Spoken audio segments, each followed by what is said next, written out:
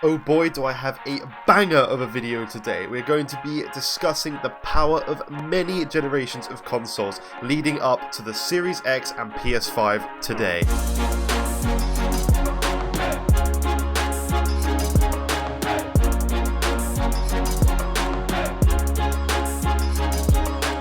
Since the beginning of consoles, Microsoft's Xbox and Sony's PlayStation have been battling it out for the top spot on the best console gaming hardware. We have always seen these comparisons on YouTube pages like Digital Foundry showing the resolution differences and frame rate differences between the systems in play. Many games back in the 360 and PS3 generations were compared, and the 360 on more instances produced better versions of multi-plat games despite it being less powerful than the PS3 hardware. We saw games like Metal Gear Solid 3 run consistently higher frame rates on 360 over the PS3 version, which provided a far better experience for the player. Skyrim on the PS3 was a complete nightmare. I owned this copy on PS3 and its frame rates were all over the place compared to the Xbox 360 version. Honestly guys, if you played Skyrim on PS3, it was just unplayable in some instances, to the point where you would have glitches going all over the place, frame rates dropped right down to like 1-2 FPS at certain instances. This was mainly due to how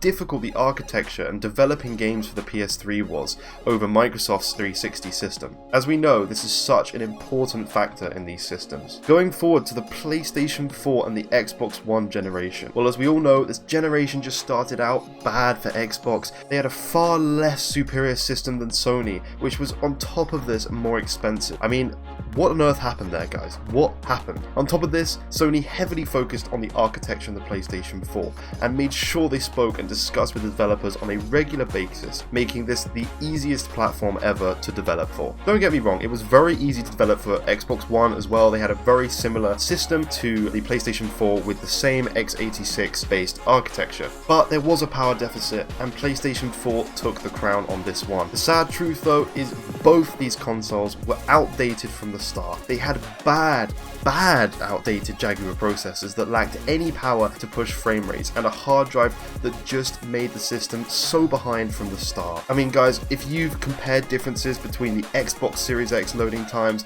and even the Xbox One X loading times, you will be shocked to watch the same games just double in speed on the Xbox Series X. In the meantime, in this generation, Sony, as always, was bringing out fantastic exclusives to their platform, like Uncharted 4, Killzone Shadowfall, and it launched with Knack.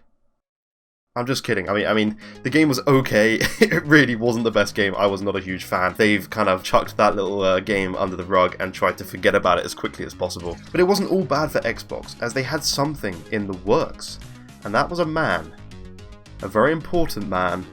And his name was John... No, I'm joking. His name was Phil Spencer. He was a god and an angel.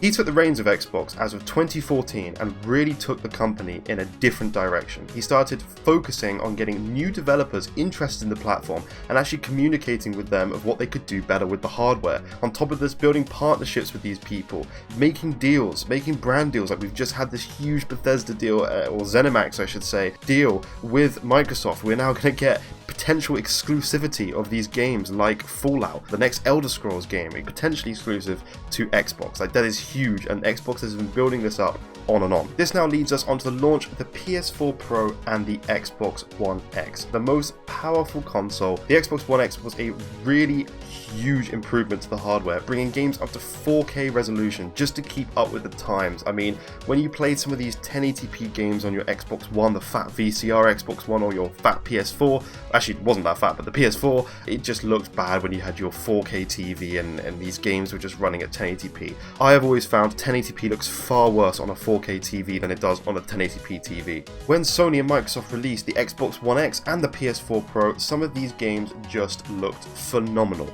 This is when Xbox really started kicking back at PlayStation. They showed their true power in the world's most powerful console, and they were besting Sony's console in resolution in many cases, and frame rate. This was the point point where big boy Phil Spencer vowed to never have the inferior hardware. I mean, this system had a near 2 teraflop advantage over the PS4 Pro and really boosted the graphical capabilities of those games. Unfortunately though, there was still a massive bottleneck, which was the CPU. Despite having 6 teraflops of GPU power on the One X and 4 teraflops of power on the PS4 Pro, the consoles both still used AMD's outdated Jaguar cores, which bottlenecked the system and caused the console to rarely produce 60 FPS games, and most titles like, for example, Assassin's Creed franchises and The Witcher would always be capped at 30 frames per second. This was just a bad time for gaming. From my opinion, I played a lot of PC games during this time because I did not want to play at 30 FPS. Like, if you've played a Series X or a PS5 or a PC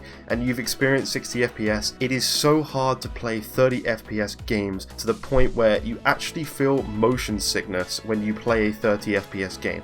It is horrible going back to those old systems. Fortunately, this brings us on to 2020 and the future, where yet again Xbox has the superior graphics console, and CPU in this case, with 12 teraflops of GPU performance compared to the 10 in PS5. On top of the GPU increase on Series X, you had CPU increases. You have 8 cores of 3.8 GHz. This is a custom Zen 2 CPU on Series X. On PS5 you have 3.5 GHz, 8-core AMD Zen 2. It's more powerful, again another advantage on Series X. On both systems, you have a 16GB RAM pool here. The memory bandwidth though is higher on Series X, so again another advantage for Xbox. You then have a 1TB SSD on Series X and a 825GB SSD on PlayStation, so another advantage in terms of size. Now, the one thing that we all have heard about is the speed of the custom SSD on PS5. Now yes, this custom SSD is ridiculously fast and so is Xbox's,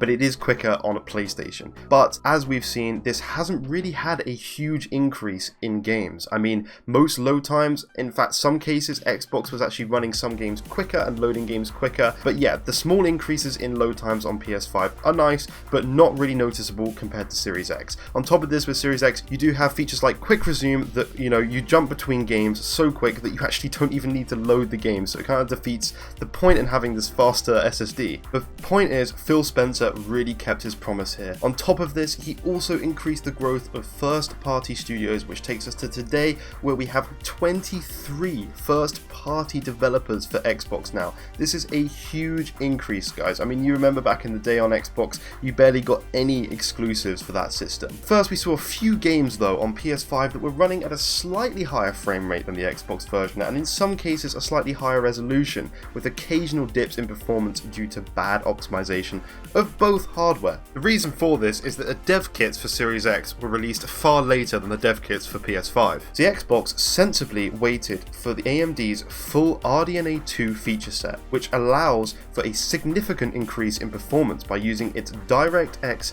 hardware ray tracing features, mesh shaders, sampler feedback, and also variable rate shading. These aren't just terms that are thrown around for the hype to make Xbox's consoles seem more powerful. These are significant hardware accelerated features that Microsoft's system has over Sony. But Ben, why are some games performing better on the PS5? Well, Jimmy, that's a good question there, brother. Well, quite simply, the GDK, or Game Development Kit, was far later getting to developers than Sony's on Series X because they waited for this full RDNA 2 feature set. And on top of this, since then, these games have been patched and are now running at least the same resolutions and same frame rates as the PS5 now. But Ben, so why are they not outperforming since the Xbox is so much more powerful? Well, good question you over there, little Timmy. They are. We now see releases like Hitman 3, which runs at a full native 4K 60 frames per second on Xbox Series X and runs at 1800p on the PlayStation 5. Don't get me wrong, 1800p is still great and it's still a solid 60, but this is still a 16% increase in performance. By the way guys, please, if you haven't seen Hitman 3 at least running, or go and pick up the game at least, this game just looks phenomenal on both consoles, whichever one you pick. It just looks gorgeous. We also see increases in games like Control with their Ultimate Edition, running at the same resolution but significantly higher frame rates on the Xbox, as you can see here in Digital Foundry's video. Other areas in the game would see, like looking down at the atrium here, around 11% Xbox Series X performance advantage. In maintenance access corridor at the starting elevator area, around a 14% Xbox Series X advantage. The maintenance section foyer thing, and right near BlackRock processing, 20% difference in Xbox Series X favor. And then there's even outliers there, like 36% or so when looking into BlackRock processing. So over these 21 valid samples that I collected, and I could have obviously done more, but there's only so much time I want to invest into this. If someone wanted to, they could.